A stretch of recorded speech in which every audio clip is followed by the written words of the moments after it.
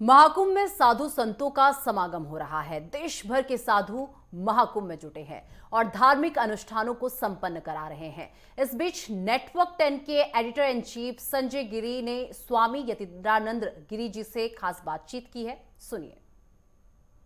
महाराज जी, कुंभ भी चल रहा है और वो कितना खास है, इस पर भी आप एक बार अपनी राय दीजिए। देखिए, कुंभ जो है ये धर्म आध्यात्म, कुंभ कोई सामान्य मेला नहीं है, कोई इवेंट नहीं है, कोई व्यावसायिक मेला नहीं है। ये लाखों लाखों वर्ष पुराना और ये एक अलौकिक आध्यात्मिक मेला है, धार्मिक मेला है। और माघ के महीने में जब लगता है तो यहाँ ब्रह्मांड की रचना का कोई विशेष स्वरूप यहाँ उस समय विद्यमान रहता है, तो ये उसका मेला है। आपको क्या लगता है कि इस बार महाकुंभ के अंदर वो कौन से ऐसे विषय रहे जो वास्तव में हमारे लिए प्रेरणादायक रहे, और ये महाकुंभ हमें क्या देकर जा रहा है? यहीं पास में 108 कुंडीय लक्ष्य चंडी हो रहा है।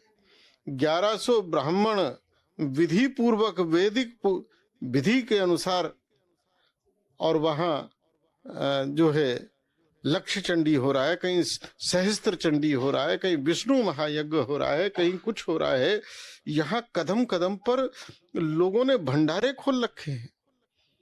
हमारे ही इस शिविर में सुबह 4 बजे से चाय का भंडारा शुरू हो जाता है। भगत लोग आके बांट रहे हैं, कोई कंबल बांट रहा है, कोई कुछ कर रहा है।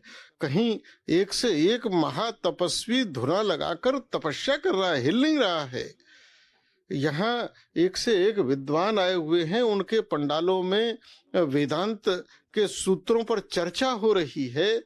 यहाँ शोध होना चाहिए, आखिर वो कौन सी श्रद्धा है कि 20-25 किलोमीटर अपनी गठरी अपने सर पर रखकर 70-80 साल की माताएं, बुजुर्ग, भाई लोग चाहे कितना ही पैदल चलना पड़े, लेकिन एक डुबकी संगम में लग जाए।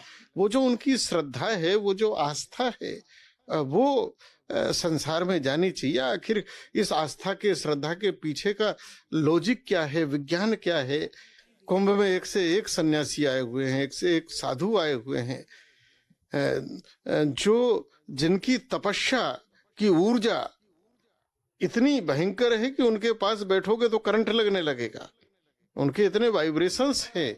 और मुझे खुशी है, कम से कम आपने नेटवर्क 10 ने ये प्रश्न किया, और नेटवर्क 10 ने इस तरह के प्रश्न और इस तरह की खोज की है, तो कम से कम एक चैनल तो निकल कर आया जो इस तरह की खोज कर रहा है और बात कर रहा है। महाराज जी, क्या संदेश आप अपने भक्तों को देंगे, क्योंकि अभी भी कुंभ और मेला लगातार चलेगा और सनातन संस्कृति बची रहे, उस पर शोध भी हो और वो दिखाए भी जाए, इसे लेकर भी एक संदेश दीजिएगा जी। देखिए, कुंभ और प्रयाग का महत्व है कि ब्रह्मा जी ने सृष्टि रचने से पहले यहाँ यज्ञ किया, और उस यज्ञ के बल से ही वो सृष्टि रच सके। उस यज्ञ से ही सृष्टि का स्वरूप सब कुछ निकला है।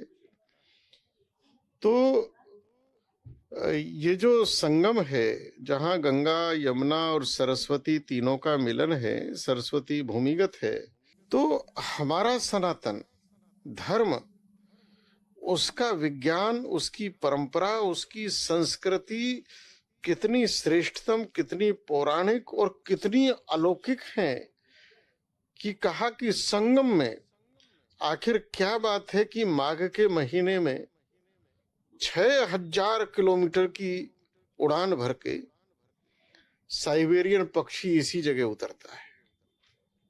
रास्ते में नदी पड़ी होंगी, समुद्र पड़े होंगे, जलाशय पड़े होंगे, लेकिन ये पक्षी प्रजाति में हंस प्रजाति के होने के कारण देव पक्षी कहलाते हैं।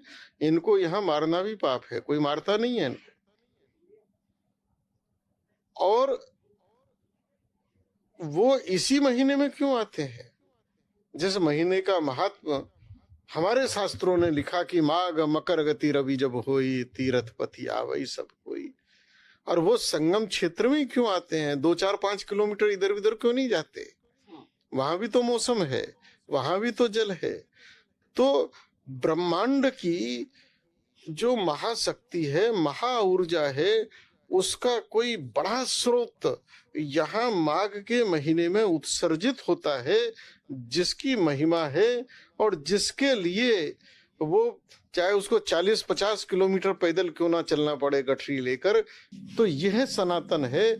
और आज इस विज्ञान को फिर से खोजने का, क्योंकि हमारे ऋषि महर्षियों ने खोज लिया था, हमको बता दिया, लेकिन इस रहस्य को नहीं बताया, केवल धर्म से जोड़ दिया कि यहाँ डुबकी लगानी है। तो आज उस सनातन के पीछे छुपे हुए विज्ञान को हमारा नौजवान, हमारी पीढ़ी जानना चाहती है कि ये डुबकी यहीं क्यों, इस डुबकी के पीछे का कारण क्या है। तो आज उस विज्ञान को उजागर करने की आवश्यकता है और यही सनातन है। बहुत बहुत धन्यवाद महाराज जी, आपने बहुत सारी बातों पे अपनी राय रखी और बेबाक राय रखने के लिए आप जाने भी जाते हैं।